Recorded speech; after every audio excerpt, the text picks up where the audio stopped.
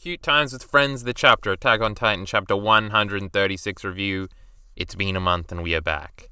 I try to do something different. Usually I start with it's been a month or something. I bet you noticed that. It's pretty cringe. But here we are. Cute Times with Friends, the chapter, I just said.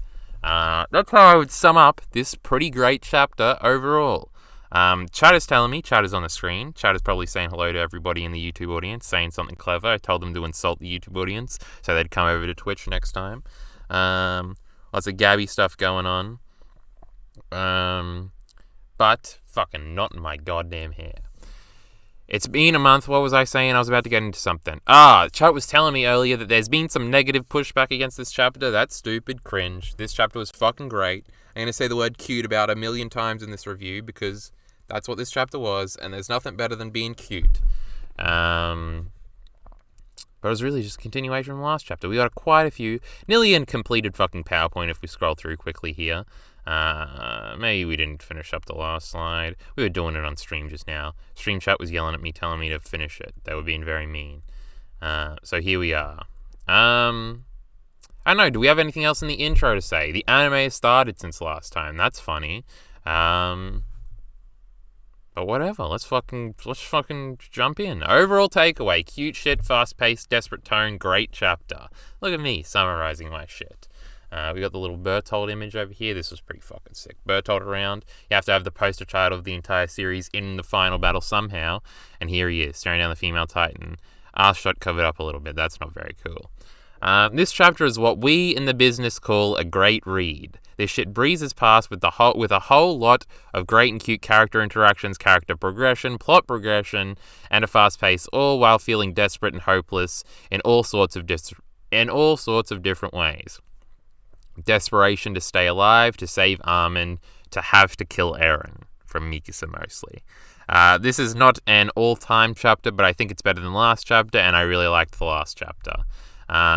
This is the final battle, and the tension is escalating here. We have to have this set up for the payoff, and everybody is further in position now. Okay, that did make sense. I thought I'd fucked up there. But this is really true. Everybody is in position now to sort of have their final battle moments. We've got the Eldian Marleyan conflict on the thing that can be resolved and everybody can hug, and then that can be part of thematically tying into all of this shit. We split up into groups now, and we've got different goals. Mikasa, instead of going to kill Eren, is going to save Armin. It's all cute, and he's obviously there. Connie's been tagging along too. It's some cute shit. Everybody's in position now. It really feels like, all right, we know like how we're leading up to the ending. We don't necessarily know. Like, I'm pretty sure both of our teams here will win. I'm pretty sure they will get past Bertholdt and save Armin. He'll probably do something with Zeke before then. That might be the focus of next chapter. I think in the next paragraph, have how I sort of see the rest of it working out. But yeah, I'm pretty sure they'll win both battles. I'm pretty sure. I don't know if anybody's going to die. Like, Pieck seems like the obvious one to die, and so is Connie. They seem like the most expendable. But Connie nearly died last chapter, and so did Pieck. And then Pieck nearly died like 3 times in this chapter, but survived each time. So I don't know. I feel like if Reiner, Eren, and Zeke die, then that'll be enough like big character deaths that nobody will feel disappointed that Connie didn't die. Connie will get the happy ending with his mother. Annie will get the happy ending with fucking Armin. Mikasa maybe will get a happy ending with Jean. Who else is alive? Pieck will get a happy ending with Levi, maybe. Who knows? You don't have to get fucking married to have a happy ending. Maybe that's part of the point. What does Pieck have afterwards, though? Because Connie does have his mother. Maybe Pieck is dying. Had good rumbling imagery, though. I'm trying to read chat now. But 134 in this chapter had great imagery, too. Yeah, that's kind of a determining factor. No, we're talking about Eren here, whatever. Jean x Pieck all the way, I don't know, because they had one interaction this chapter, I don't know about all that. We have 3 chapters to go. This was conflict and alliance character stuff. We'll need 1 chapter at the end for wrap up. The next chapter will have some final explanations. The next chapter for some final explanations, then the second to last chapter for climax and taking down Eren for good. I'd say we have a roadmap for success, and certainly I'm not going to say that an ending that I haven't seen yet is rushed. True, that's cringe. The roadmap, so I feel like next chapter is going to be dealing with like the final twist of like the last line of this chapter. Spoiler alert, is Zeke saying, oh, Ymir ate you too. So whatever the implications of that will be discussed next chapter. It might be a very heavy, Zeke needs a chapter, or at least half a chapter, to figure his shit out and then get motivated to stop Eren. So I feel like next chapter, we might not even see these battles continue, but it might be mostly Zeke and Eren, and Armin stuff, maybe some Ymir stuff as well. Maybe we'll get some progression on these fronts, but not too much. Probably some Levi stuff too. And then like the next chapter will be like the final battle chapter. We defeat Eren or whatever's going to happen. And then the next chapter will be wrap up. And I feel like we have enough time to do all that shit, but we'll have to fucking see. Looking down at chat. Horse and cart, best ship. Pieck has her father, right? I think so. I even remember her seeing her dad in the manga. I'm pretty sure it happened. Where's Historia fitting into all of this? Well, she'll probably be in the final chapter, right? Where you've saved her this fucking long. She obviously knows everything. I'm pretty sure Eren confided in her. That's why we haven't seen her perspective, because it would ruin the plot, because it would reveal all the secrets and the mystery would unravel and there would be no tension and all that. Oh shit, we skipped a fucking slide. Go back there. There we go. That's the overall takeaways. Now let's go chronologically. Continuing off immediately from last chapter. We pick up immediately where we left off last chapter, with the Alliance being on the brink of death and Falco now in flying form along with Gabi and Annie saving the day and them retreating away from Eren's Titan. There's no need to land as they go right back to attack the Titan. Gabi's got her rifle, so there's no need to land, you see. Kind of repeating myself there. These PowerPoints aren't the most well-written shit in the world, I must say. God, the fucking Falco looks cool. Look at this bloke over here. Definitely best Titan design. Look at this boring prick in the background. He can't even fucking fly. Lame. Falco best Titan now. Used to be Eren's new Titan, but fuck that. Especially later. We'll see some fucking even cooler shots later. Look here, everybody on the fucking thing notices that there's a bird, everybody's flying on it, they don't know that's Falco yet. I know, is Falco, no, Falco doesn't have any more family, right? It was just him and Colt, because their father was one of Grisha's friends, it wasn't their grandfather, right? It was literally their father, and he fucking gets thrown off the wall and eaten. Lamau. There was somewhere else I was going with this. They don't have to land. Gabi does have a rifle, so I thought like maybe they land and regroup with everybody on there. Maybe we get the reunion with the parents and shit, but they're saving that for the end, it seems. But yeah, they head fucking right back in there. The tentative title for this chapter is Devote Your Hearts. Now this will more than likely be changed by the official translation, but I don't exactly see the thematic link here. We'll talk about that in a second. Apparently this is the official translation, because the way this chapter leaked was different than the previous ones. Usually we get the Korean leaks and then somebody has to translate those, so it's the translation of the translation, and then we get the official chapter from Crunchyroll later. Apparently I saw a tweet about this, and I think somebody in chat was saying this earlier, I think it was Minty, that this chapter linked through like a Kindle or something, like a Kindle version of the chapter, that like somebody in a company got early and then they leaked it. So that's why it seems way more fucking natural. Like there's no real awkward dialogue in this chapter. It was their uncle, Mr. R is saying, the Flying Bird Titan. I think Falco and Colt had parents. They became warriors to protect them. Falco's an orphan now, Lamau. He's Ascended Angel, the Chadjaw, the Supersonic Falcon. Eren's Titan is creepy as shit. Still Falco's Titan. Head looks weird when compared to the rest of his bodies. I mean, that's sort of the point. None of the Titans really look that photogenic. I mean, Annie, kind of looking good. So what was I talking about? I don't know. Did this chat confirm or deny what I just said about the title? I don't know. I could be spreading misinformation here. Do take this with a grain of salt. But I don't exactly see the thematic link here. I don't know if this is true.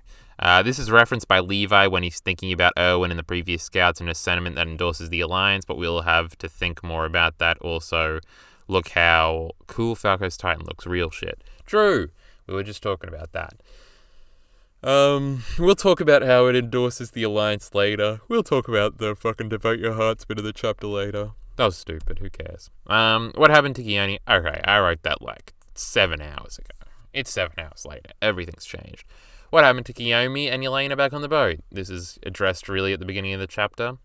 Reiner is immediately not happy about Gabi and Falco coming to fight. He wants them hidden away, but obviously they want to fight. We saw this initially when they were locked in the room on the boat, and then when they got out and they came up with the flying idea, obviously they were coming back. Our protagonist can't be away from the fucking conflict. We got a new follower, Spy something or other. Thank you very much. Got our lovely follower sound effect there. We saw this initially. Reiner then asks Annie why she allowed them to come back, and she just says that the ship sank. And Gabi explains that Kiyomi didn't have an issue with the transformation, even though they were unsure whether or not Falco could fly. If they wanted to try, she wanted them to try. Gabi is now using this as extra motivation for stopping the rumbling. So right now, Yelena and Kiyomi are flying in the middle of the sea, floating in the middle of the sea, waiting for either the rumbling to catch up with them or the Alliance to win and stop the rumbling. I think this almost confirms that the way the rumbling is going to be stopped is like either all the Colossal Titans are going to fall over, Avengers style, or like they're all going to evaporate, Avengers style.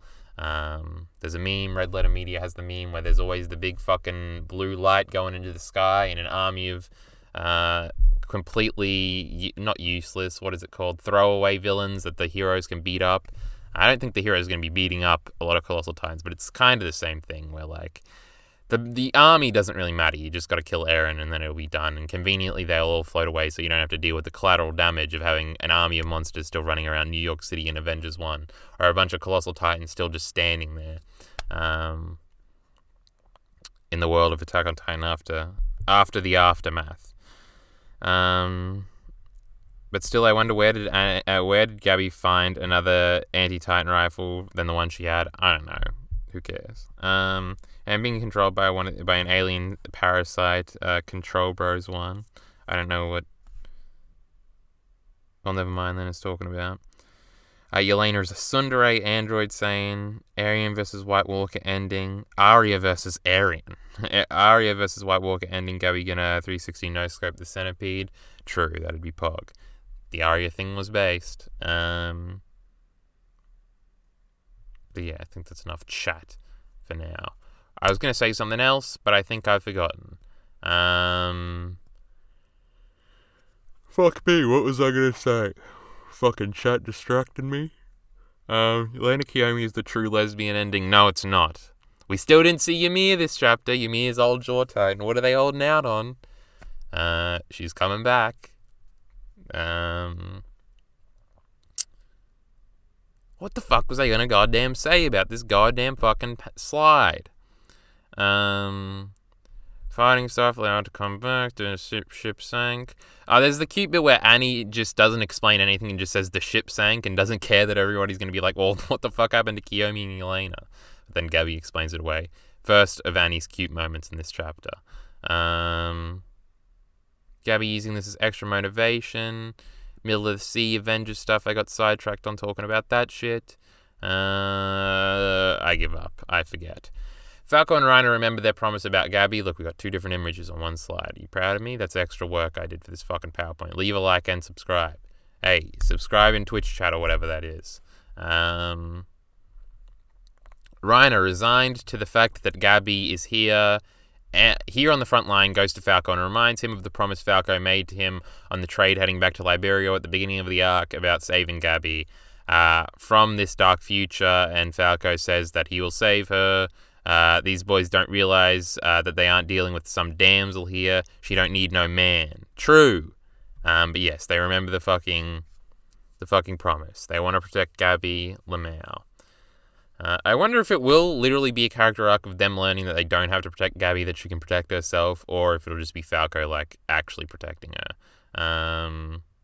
Reiner's still hung up about this shit. Also, Falco has cute little marks on his cheeks that mirror him in Titan form while we see him inside his Titan. I think this is also the first time he's had full control over his Titan, and maybe the first time we've seen him inside his Titan. I think that's true. Might not be, but look at his cute little cheeks here. I once again feel like I was building up to a bigger point that I've now forgotten. Let me look in chat. He means follow. No, I mean give me $5, which I only get $2.50 of because Twitch takes it. That's how you subscribe in Twitch chat. We saw that engineers are safe, too, thank God, yeah. Shout out to the engineers, I guess. I was worried about them, Jimmy saying. Ymir might actually have been Farmer Coon all along, maybe. Gabi death flag, no, definitely not happening. We don't kill kids, alright? We saw the tight markings at the port. Yeah, I think we did. I mean, as far as Reiner knows, Gabi is his only surviving family, right? I mean, I guess Reiner's gonna die anyway. He doesn't need to fucking worry about that. Well, I just realized they fly by the fortress. They circled around. Should have Annie seen her father and attempted to go back. Well, Annie's over that shit. She doesn't give a fuck about this old man anymore. She just wants to love Armin now. So she would still try to save him. Ramsey was an adult. True. But who gives a fuck about Ramsey, right? This is Gabi we're talking about. Annie asks how Pieck is doing. Mikasa goes on about Armin, question mark. Don't know why she did this. A little weird. That's why it would be a good scene to show she's prioritizing Armin, Kyle. She didn't fucking see him. He was down by some buildings getting into a gunfight. We don't deal with that shit now. Udo and Zofia are just hobbits then. We don't give a fuck about these idiots. Is it only me, or does it look like some weird spine completely jumped off of Eren's body and now he's only a head? I don't know what I'm talking about. I'm talking about hypothetical. Carl, stop saying dumb things and then going a sarcasm challenge. Minty doesn't understand sarcasm, so he gets mad sometimes, everybody. Fuck me, there's a lot of fucking writing on this goddamn page. Then we got the first of Annie. No, this is the second of Annie's cute moments, this chapter. And this shit sort of makes the chapter. These interactions are mostly between Annie and Mikasa are especially great. And like Berserk level of character interactions, like current Berserk level, so well done Isayama. I'm always a sim for character interaction, probably only second to abstraction. So I was fully on board with this chapter. Do we read it over here or do we read it up here? It's just a cute little character interaction. She goes to say, how's Armin, which is kind of cringe, but it's kind of fits because Annie's kind of a weirdo as we're learning. I talked about this, I think, in an earlier slide, right? How she's sort of taken over Hanji's moniker of being like the funny, cute, awkward one, which Hanji hadn't really been for a while. So it's kind of refreshing. And because it's like stoic Annie, it's kind of really cute. What's her status? And then Mikasa completely ignoring her and like seeing through it because she obviously noticed the Annie arm and stuff before it. Well, nobody else really cares, but she does, and she noticed it back in the chapter at the port, back in whatever it was, Port Salva, or this is Port Salva, whichever port they went to in between here. The place where Hanji died. So that's cute. It works on all the levels, and then they explain what happened with Armin, and then Annie doesn't even try to pretend anymore. She gives a cute line about the friends getting kidnapped, and then has the serious moment. I will get him back. Fucking great shit. Good old character interactions. You gotta love it.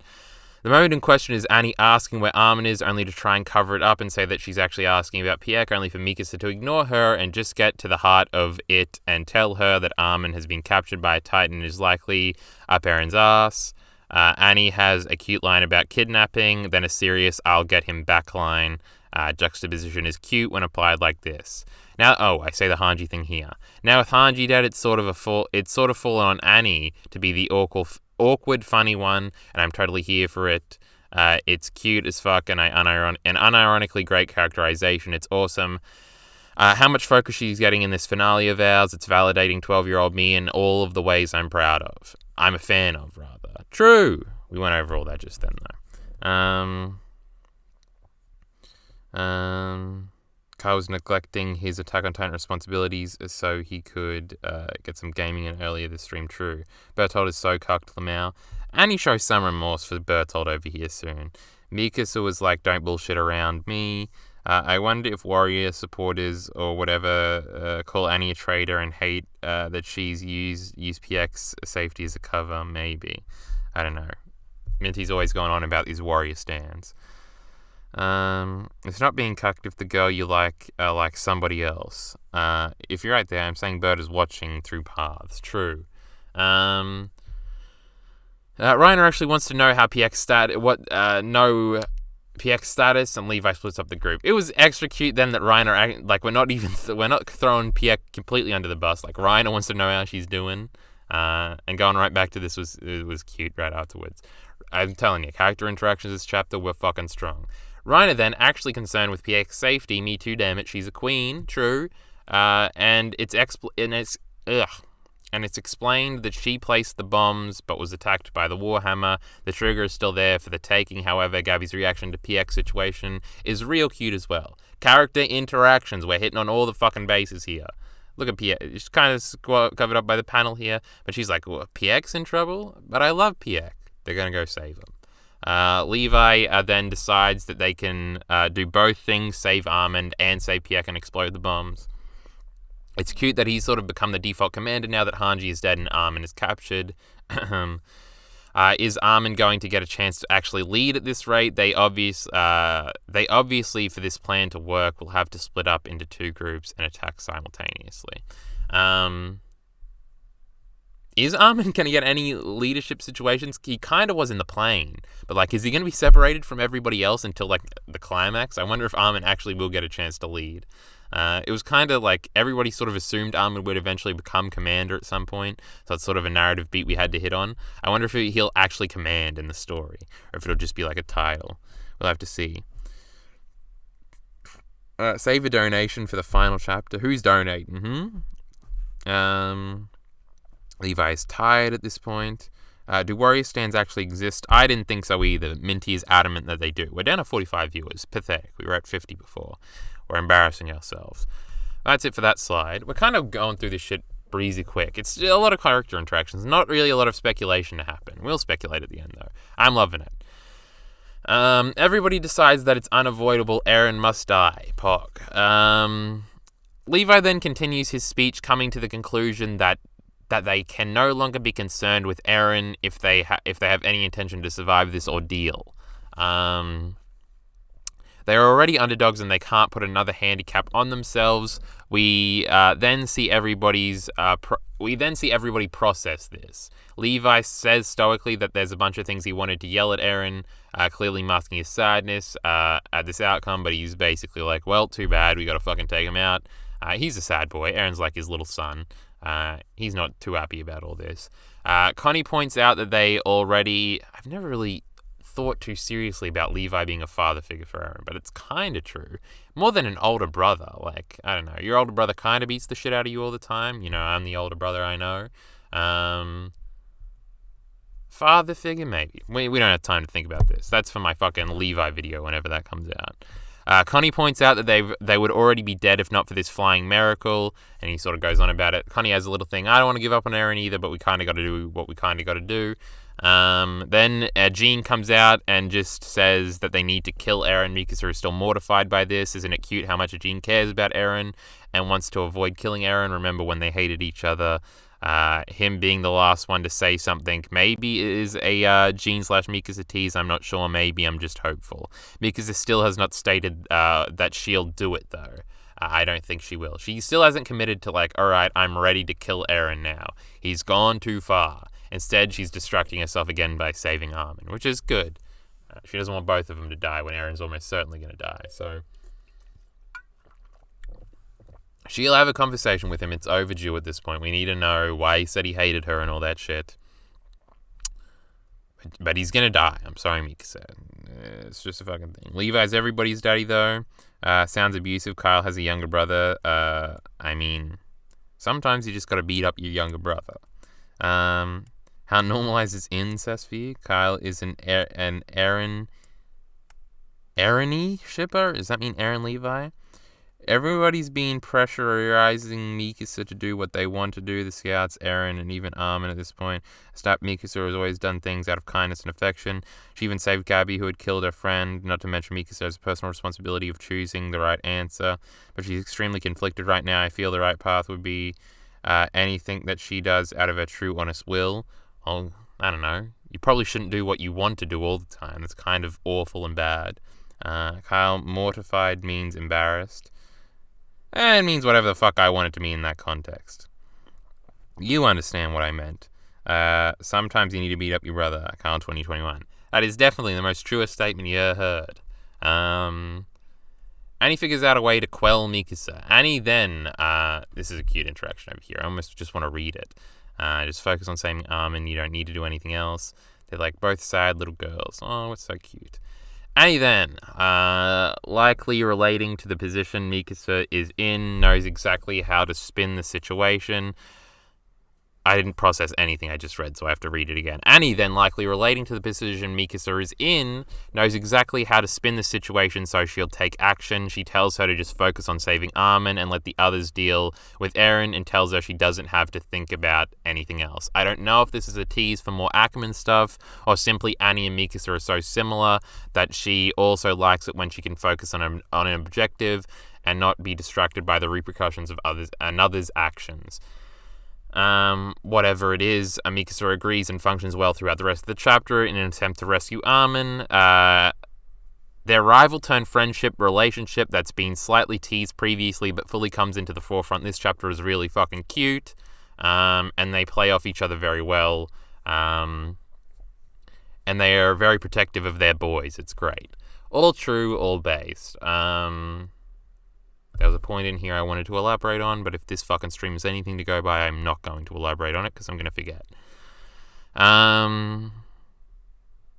Objective, the argument stuff, I don't know, it's kind of playing into that again, though it was confirmed that this was bullshit, but Isam obviously brought that up for a reason, so it has to tie into something eventually, I think. I don't know, maybe I have to reread it and it was already explained away.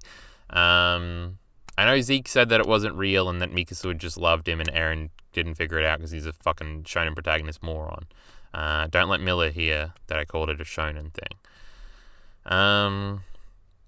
I feel like this is a thing that Annie would have practiced herself. Like, you don't need to think about anything else. Just do this thing. It feels like really like, I don't want to say cute again. It seems like it's a very vulnerable moment between the two of them. I don't know. A lot of this chapter works intrinsically, just like, okay, this is like descriptively true of human nature, and it's really cool to see it play out, and it feels right.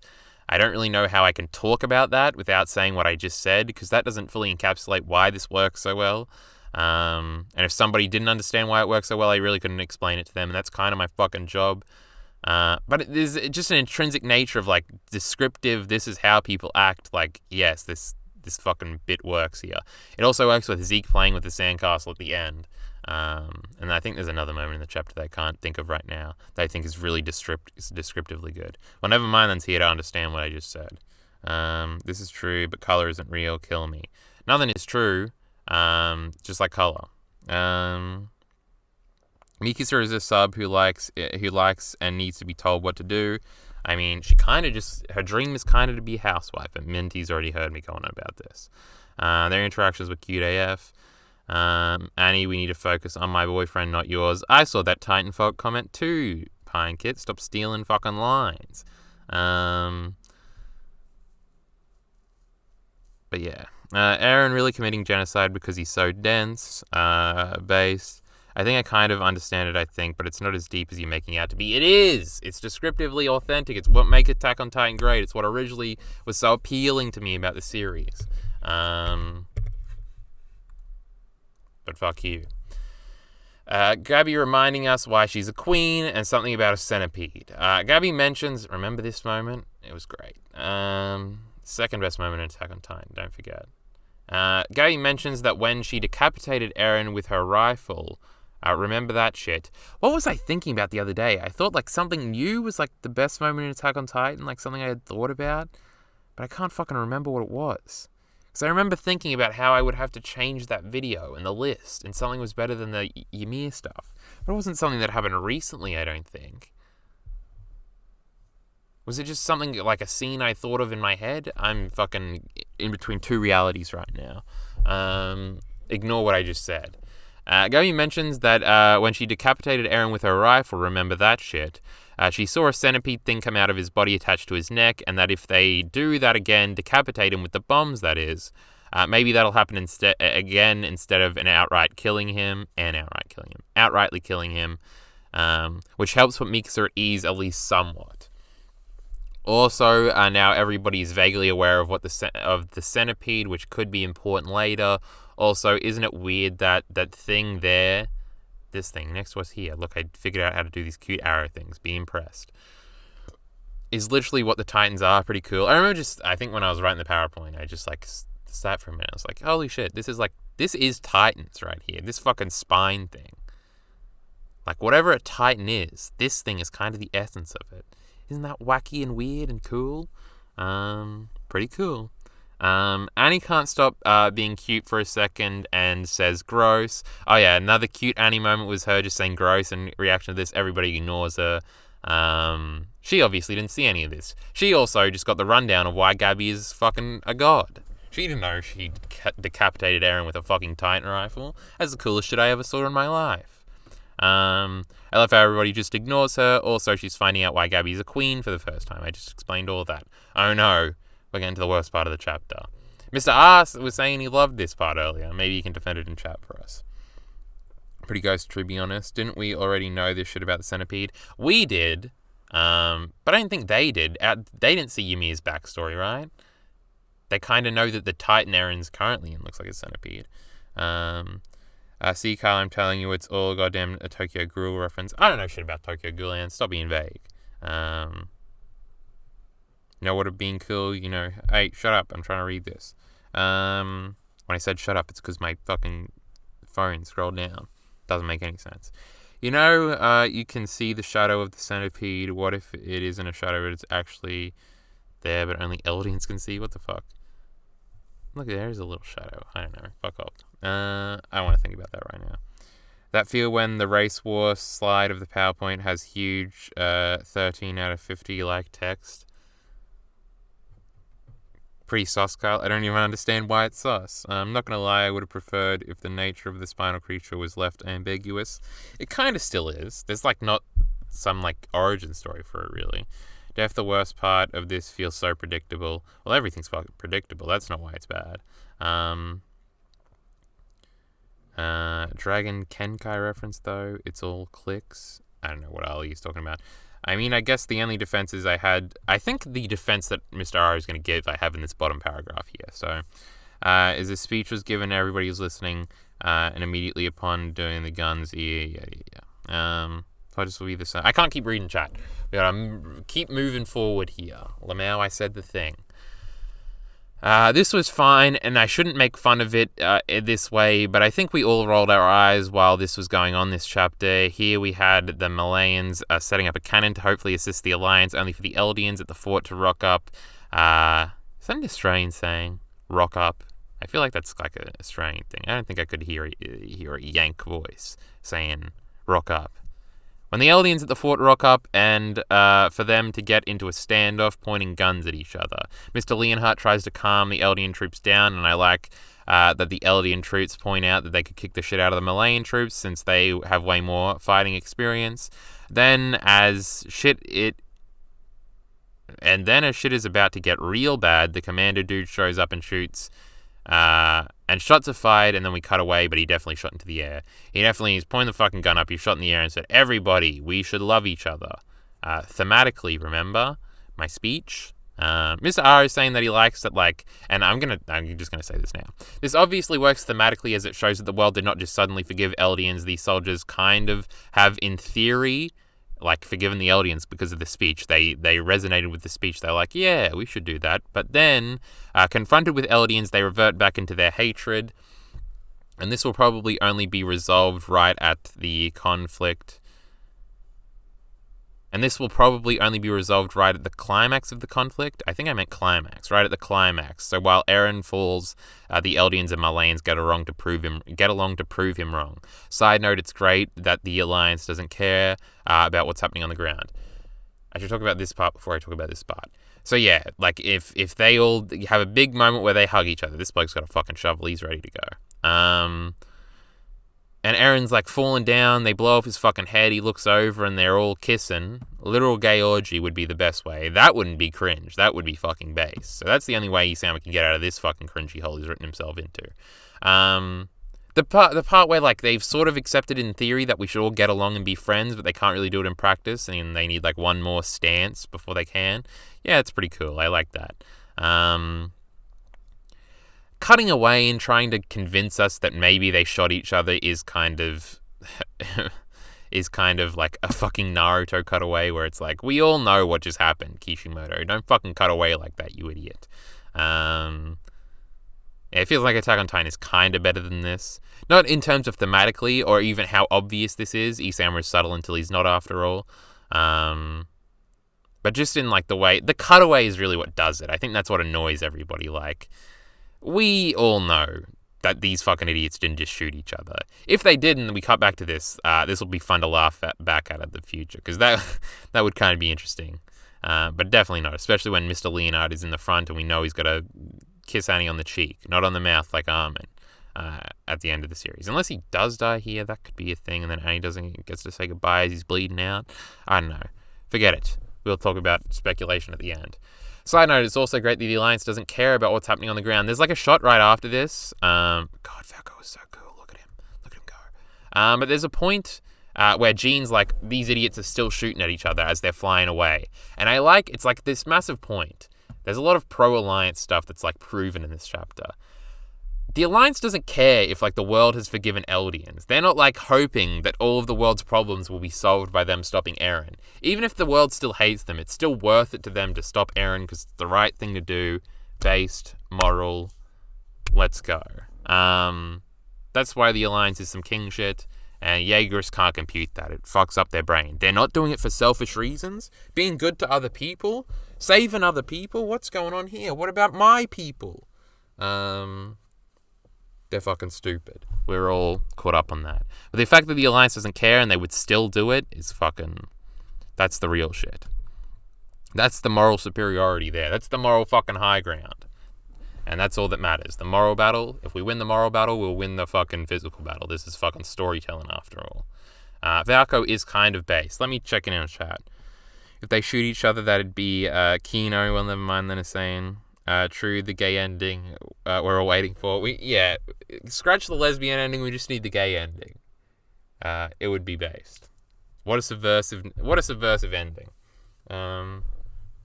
Is 48 viewers a record? Well, we're on 50 now, Android. Don't know what fucking thing you're checking in the past, but I think 50 might be a record. I can't fucking remember. If we got to 60, I'd be more confident in saying it was definitely a record. Centipedes in Japan, at least, are known as a common symbol for power and strength. They have kind of used crests of noble samurai families. They're a symbol of darkness and cruelty also. They can only move forward with their bodies. Keep moving forward. Everything ties in. Due to the fact that they're very violent in nature. Are centipedes fucking violent? I don't know. And value their lives a lot, which is both Eren and... And this was a good write-up until you try to tie it into some weird Tokyo ghoul shit. Moral pilled. Well, no, that does not happen in every story, Lamau. In most stories it does. Moral discussion should be gate-kept. Nationalism is so cringe. Big streamer. Bacon is here saying 42 viewers. Did we drop down? We're at 55 viewers now. Holy fuck. After reading Tokyo Ghoul, I just have greater adaptation. Isayama does action scenes, not confusing. Unless you meant specific to the ending, well, specific to the arc works, I guess. Still a good write-up, you goddamn pricks. Hey, you goddamn prick. What's your fucking language, man? I don't know what this is. Let's fucking get back to this shit, huh? I can't read chat all day. We come back to the Alliance in action, and they notably get to see Falco go full flight as he comes up against an army of previous Warhammer Titans with bows pointed into the sky. One of them has a lance. Look at this brick. He's got a lance. I noticed that. You didn't notice that, but I pointed it out to you, so you should fucking thank me.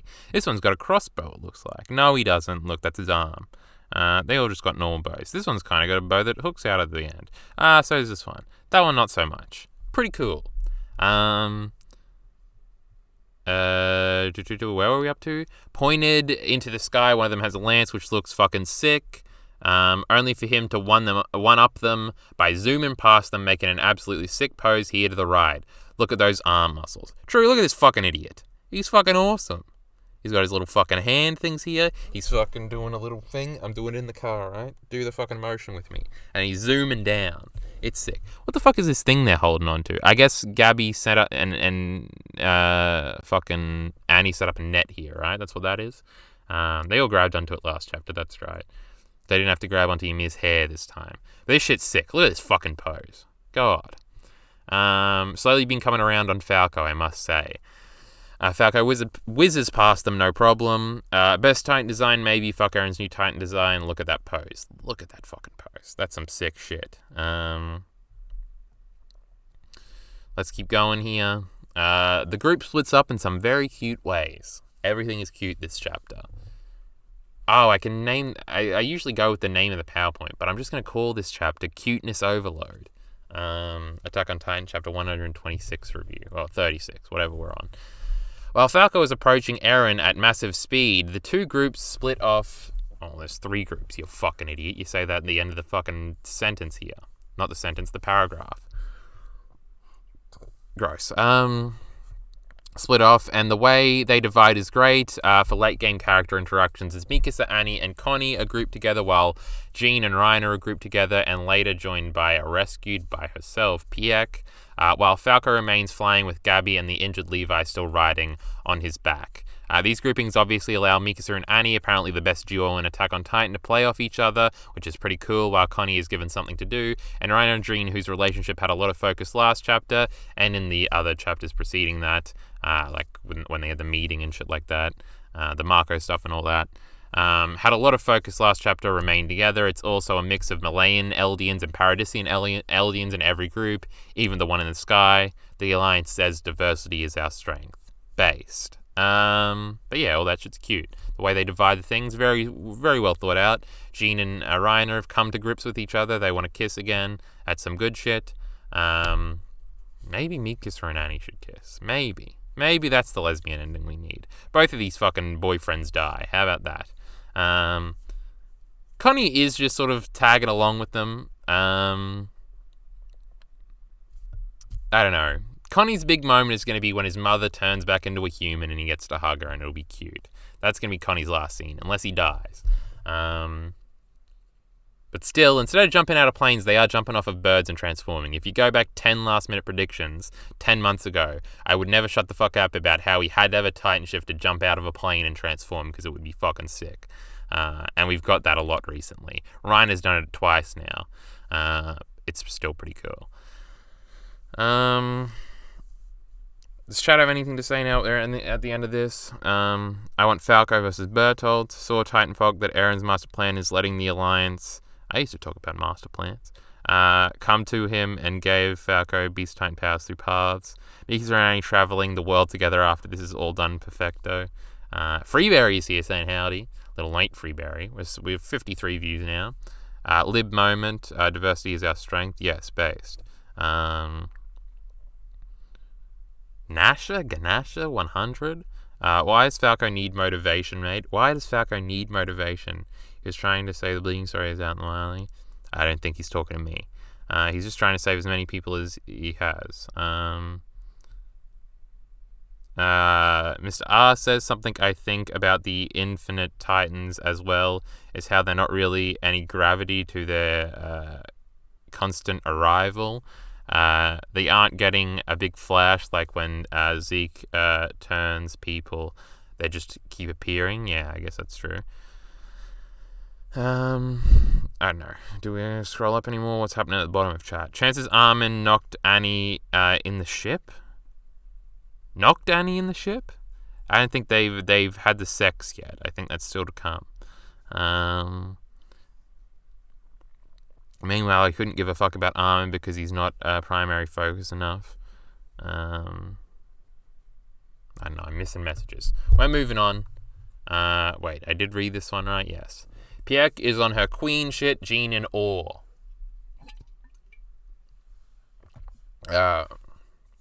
First we follow Jean and Reiner on their adventure to rescue Pieck. They do split this into two things, like we follow Jean and Reiner and then we follow the other group. Fucking yawning out here, alright? It's late. Leave me the fuck alone. It's not that late. I've been up for like 5 hours. I wake up late. First, we follow Jean and Reiner on their adventure to rescue Pieck.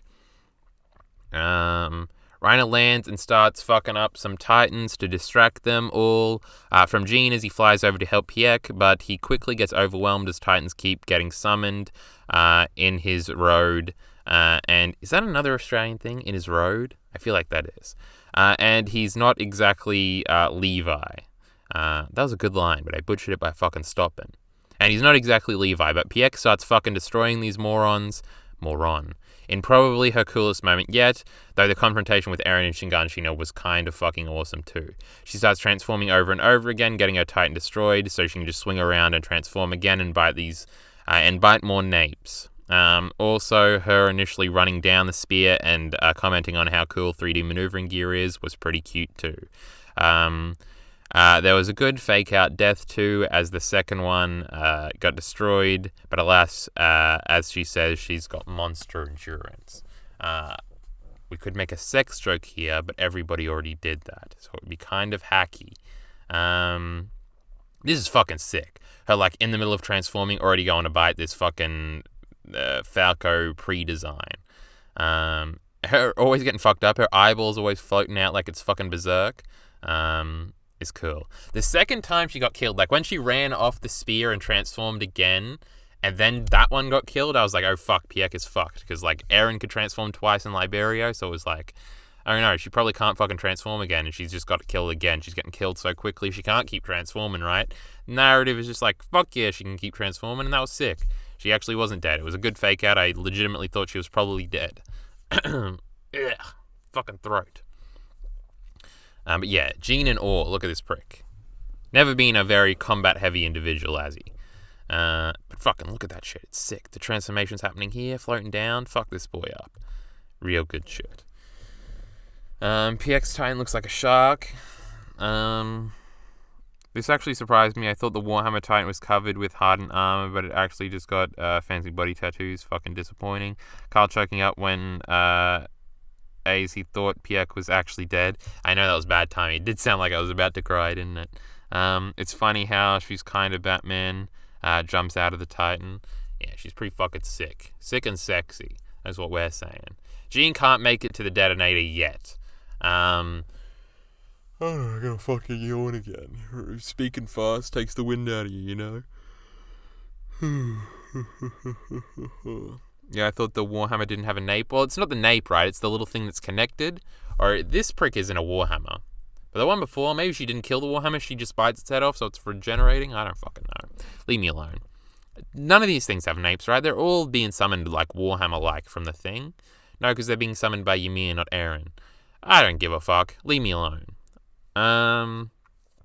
Things seem to be going well until Pieck realizes that this is an endless battle, and even her endurance won't help unless they can get a decisive blow on Eren, which means detonating the bombs. But as John continues to try and do it more and more. Titans are summoned, and he can't go anywhere. This concludes this portion of the fight. For this chapter, they both end on hopeless notes. The fight that we'll get to in a second. That'll be exciting to see how our heroes get out of it next chapter. Those feelings of hopelessness are back, and it's great. Cute even. They both end in final shots that are like establishing shots pulled out, long shots. It's really cool. I don't know where Pieck is in all of this. I don't think she's up here. She's over here somewhere. But like, Jean is fucking surrounded here. He ain't fucking cutting up these idiots. But yeah, it's like, well, the stage is set. We'll see how it happens next chapter. Jean being the one to detonate the bombs would be a neat way to bring everything full circle. He was Eren's initial rival character, and if he brings down the big Titan, he will have finally one-upped him, and then he'll take his sister as a wife, and that'll be even more of a one-up. I'm not that big of a Jean fan, but I'm down with this. True, Jean's a boring prick, but it's cute coming full circle, detonating the bomb. Look at the little detonator here. Looks like an Adam's apple. He'll explode it. Carl trying to explain details makes me want to initiate violence. Mindy's cringe. Fuck him. And the nape thing is because the Titan's consciousness is inside their nape. Just like the mindless Titans, this is boring. Who gives a fuck? If Jean's going to die when he hits the detonator because he's so close, that's what I was thinking with Connie last chapter. That's what I was saying. I was like, Connie could like explode and have like a little suicide moment where he takes out Eren, but he has to die. Like, if you explode this shit, like, it's gonna explode like right away. Unless Pieck like jumps out, puts like, I don't know, puts her mouth around him, then takes the explosion. Whoa. Whoa. Let's calm down there. That could be a way he gets out of it somehow. Reiner could put his fucking arm over him. Not as sexy. Maybe the Jean and Pieck thing is coming true after all. But that's it for that. I need to piss, so I'm starting to speed through this shit. We're probably an hour in, so that's laughable.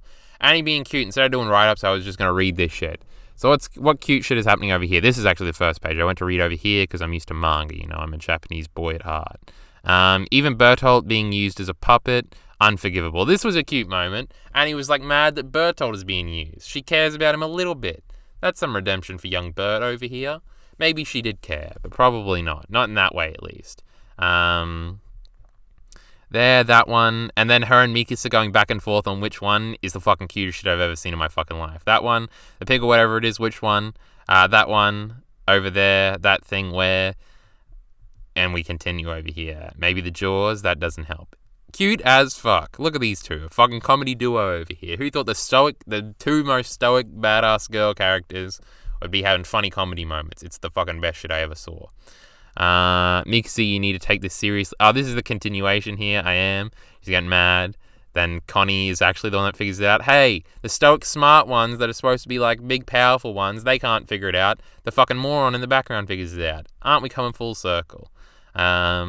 That's an okapi. I looked this up. This is a fucking animal, if you didn't know. Some Japanese animal. I had to Google it. I don't know what that is. Mikasa doesn't know what it is, even though she's the Asian one, I guess.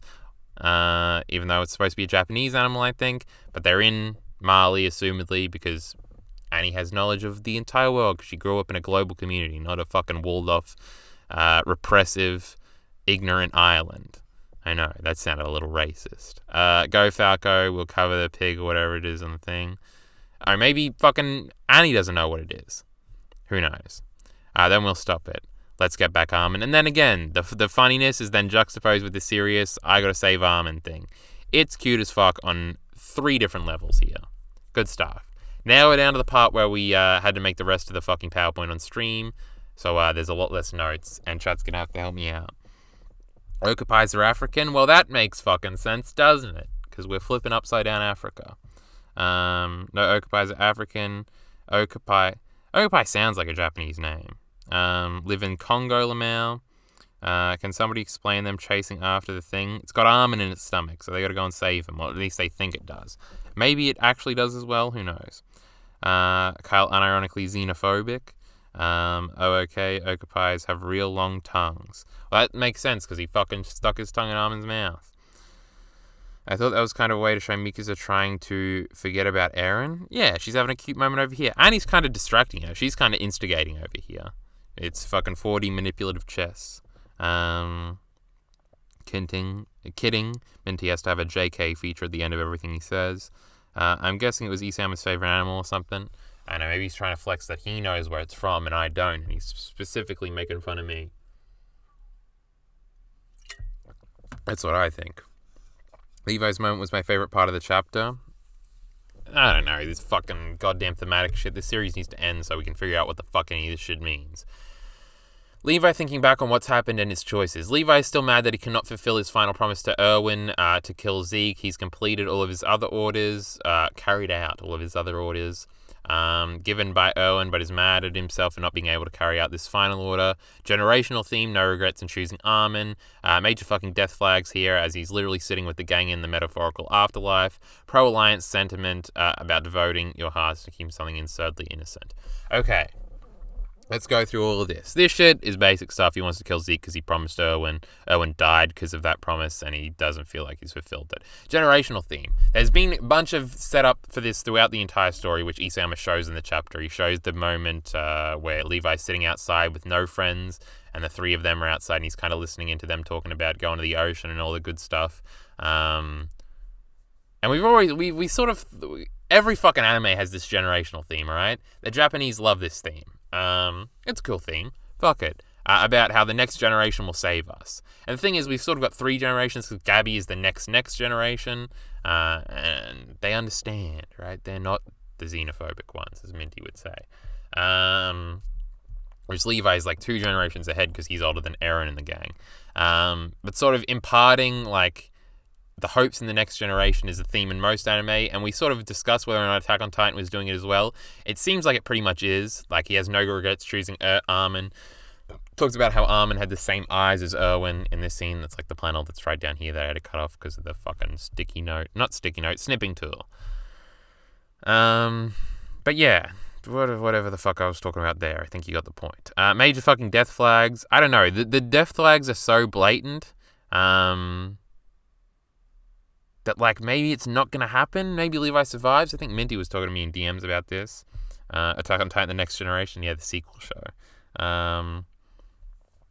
We'll have to see how the death flags work out. I, in Last Minute Predictions, talk about him going out in a final blaze of glory, even though he's injured. He'll, like, cut up all of the Titans at once and give them the opening to, like, catch the oak, a pie, or whatever it's called, or whatever.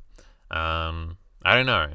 Maybe him just having to sit back and watch as, like, the next generation saves them all because he's too fucked up and injured. That might be, just watching from Falco's back, I guess. That might be thematically poignant way to end his arc or whatever. Pro-Alliance sentiment about devoting... this part here that I actually clipped out. No, when we dreamed of the world without Titans, I'm pretty sure that was an absurdly innocent and idealized world, because if it wasn't, it wouldn't have been worth what they devoted for. This is sort of a big thematic point about the whole series, and again, this goes into why the Alliance was the correct choice, even though they didn't have a plan, is because they hoped for a world where this was not the appropriate response, where the rumbling is not okay, where you can't just or you don't just give up on the rest of the world and decide to kill them all to keep our own people safe.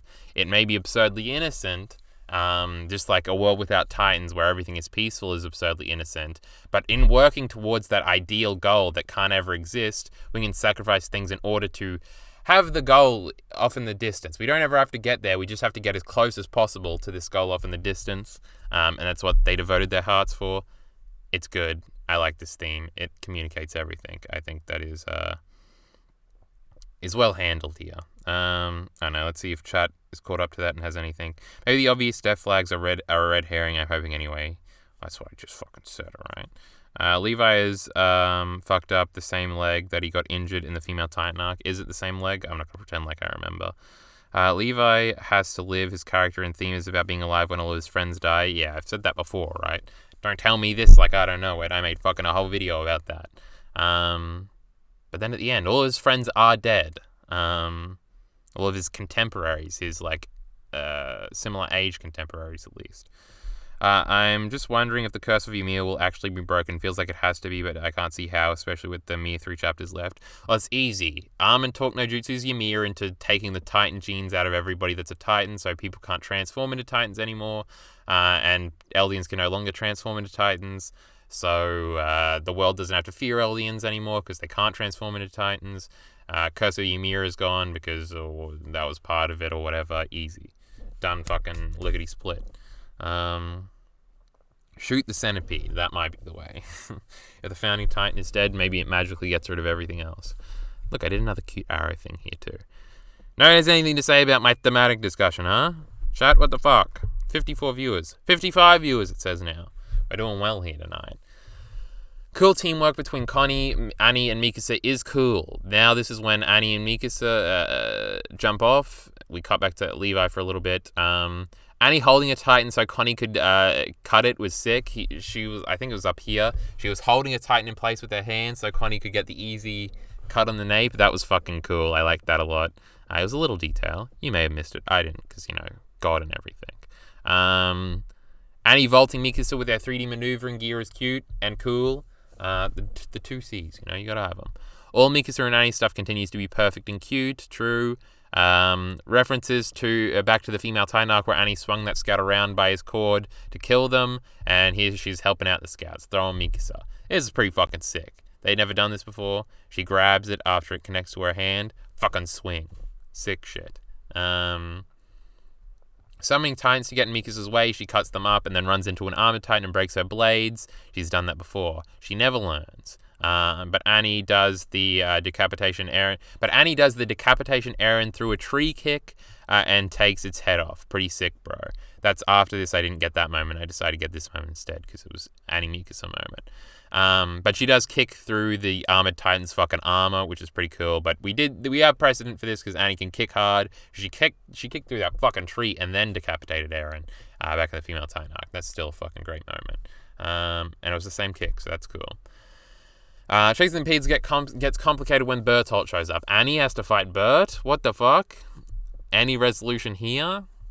Be nice to our gentle giant over here. You can see this fucking little piggy running off in the background. But yeah, this is sort of like the, whoa, we're fucked moment. Just like we had with Jean at the end of this story. So we can pick up right now. That is a very round looking ass there. Must say. He's only gotten better at drawing it. It's covered up by some rumble noises. But alas. It's heading for Bertholdt. They're going to have to fuck up Bert. I don't know. Mikasa, I guess Annie has to be the one to do it. I don't know. We'll have to see how this fight plays out. I don't really have any thematically yet. Is there some importance here? We'll have to see. Maybe Annie will talk to Bertholdt for a second. Maybe he'll endorse Armin and say, marry that boy. Well, is that really referencing the yo-yo? I don't know, maybe. It's the same sort of thing. All Annie needed was thinking of her father was dead to be friendly to Mikasa, who knew that's all it takes to soften you up. Interesting. Stop, Lamau. Bert is going to cry and gain consciousness or something. Lamau asks appreciation as Pieck Kyle. Well, wait, there was... The back is kind of looking good, but Miller isn't here. Bert gonna cry. I read that one. The yo-yo in the manga apparently, when Eren was fighting Annie at the end of the female Titan, actually threw Mikasa like that to Annie. Is that true? Lamel. I read that one. The reason the rumble sound effects were placed over Annie's ass was because she wasn't bewildering fart ripping out of Annie's juicy cheeks. Armin becoming Mr. Sandman. Is it indeed Pieck, Kyle? It is indeed Pieck, Kyle. What the fuck? This one in the background, are we saying this is Pieck? I don't know. I don't know what Mr. Mark is saying. Armin talks to himself. Remember this part? Armin hates himself, Lamau. He finally said it, but once he realizes that he isn't dying, there's a cool switch where he comes to this realization is teleported to the Paths realm. All the Paths transitions are sick, and I like them. What does the sand symbolically mean? There is a lot of sand stuff in Attack on Titan. We could talk about that, but I got a fucking piss, so I'm just trying to speed through this shit. Paths are reality, apparently. Armin has a line like this. I'm sure this thematically resonates somewhere. This scene did have some Shinji Evangelion vibes. Some people used to compare Eren to Shinji, but then he got sexy when actually it was always Armin, except Shinji's cooler. True, Shinji way cooler than fucking Armin here. But Armin has this big internal monologue to himself, so it's not that cringe. Still a little bit, but it was fine. He tells himself to get the fuck up. He's sort of done this to Eren before, but he's doing it to himself, and he's a lot meaner. But yeah, talking about all of his shortcomings. He's always been insecure. This has been teased from the beginning. He doesn't like responsibility. This is all Armin stuff. It all fits. It all works. And then he has the realization that he's not dying and that he doesn't really have to move. And then he realizes where it is, picks up the hand of sand, teleported into Paths realm. And then we got our last panel here. Armin meets Zeke in Paths, and the chapter ends. Zeke is making the sandcastle thing here. Real cute. Everything's cute in this chapter, especially this. Everybody's made a million memes about this. This is actually very effective characterization. I said on Twitter this is probably my favorite piece of Zeke characterization. The last line of the chapter is Ymir ate you too? ? And the implications of that are interesting. I don't know if it is supposed to be once Ymir eats, he was a Titan, you're stuck here perpetually. Is there two versions of Zeke that make up his whole or whatever? The part of Zeke that's in Paths currently and the part of Zeke that's still dying in Shinganshina or something with half of his back gone because Magath fucking shot that shit. Remember that? That was fucking based. It doesn't seem like Zeke. The last time we saw Zeke, it was he got to, fucking Grisha said, I love you, and he cried because his daddy issues were resolved, and he was motivated, I thought, to fight against Eren because Grisha said, you gotta stop Eren, I've seen the scenery, it's awful, you can't let him rumble the world. This fucking kid's psychotic. I thought you were the shitty kid, but it was actually this one that I didn't corrupt with my fucking propaganda. Maybe I should have done that. And then he's all mad, and then they hug, and then we hadn't seen him for a while. And, how did he get back in paths? Has he been here since chapter 115 or whatever? Did he go to paths again? He was in paths, but we saw him afterwards, because we see the second afterwards where Zeke's hand's extended and Eren, the centipede thing comes out of his neck. So maybe he's still there but he's in a different, clothes and shit. He's in clothes now instead of, the longer beard and just being, chained down. What the fuck is going on? I don't remember. I haven't reread those chapters recently. Chad will probably book it up. Is Eren Asker then? No, he's not that cool. Why is this the best Zeke characterization? Because look at him, he's cute. I saw him and I was like, that's my boy Zeke. When every other time I've been, this fucking boring Zeke prick, I hate him. So that's why it's good. And it's real cute, and he's making a sandcastle, and he just seems... The kid that never had a childhood is making the sandcastle. He's just a little kid at heart. He's a little kid. He's childish. We are all childish. I was thinking about this, because I've always said Eren is childish, and still some people get mad at me for saying that, even though Eren's fucking icon now, in, his imagination and in Path, is a little fucking kid. So try and tell me that Eren isn't childish. Zeke has always been that way too. This has been a minty talking point that I've adopted. Always said that both of the Jaeger brothers were very childish. Armin has also always been childish, but he's always been, idealistically childish. He believes that everybody can be good or whatever. And, he believes in, exploring and shit like that. That's sort of a childish, naive dream. But it's, a positive one rather than euthanizing an entire race or rumbling the rest of the world. So I guess that comparison's here. Also... Armin just admitted that he hates himself. Zeke is the epitome of self-hate in a character in Attack on Titan. So the fact that they're paired up at the end here is also very clever. I like this pairing. I want to see where it goes. I think they're going to talk to Ymir. I think, I wonder what Zeke has to say. It's going to be very telling in where he's at and who this is and, what point fucking Zeke is at this point and whatever happens next. I think the bulk of next chapter will be about these two, since we didn't get much of them this chapter. We haven't gotten much Zeke in, 15 chapters now, and the rest of the chapter, we're at stop moments where we can pick up 2 chapters from now if we have to at this exact moment here. But that's about it. Does Chad have anything to say? Anything interesting to say before we fucking get the fuck out of here?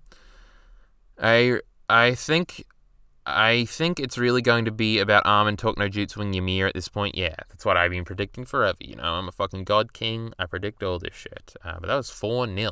I don't think I've seen that name in chat before. Base, Talk No Jutsu is great in everything it's ever appeared in, including Naruto, and it'll be good in Attack on Titan.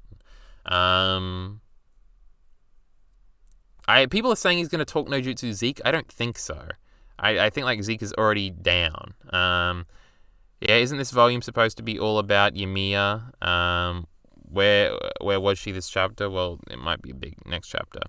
He'll come up with some bullshit plan, and that will help the Alliance. I know, Grip doesn't seem to be down with the plan.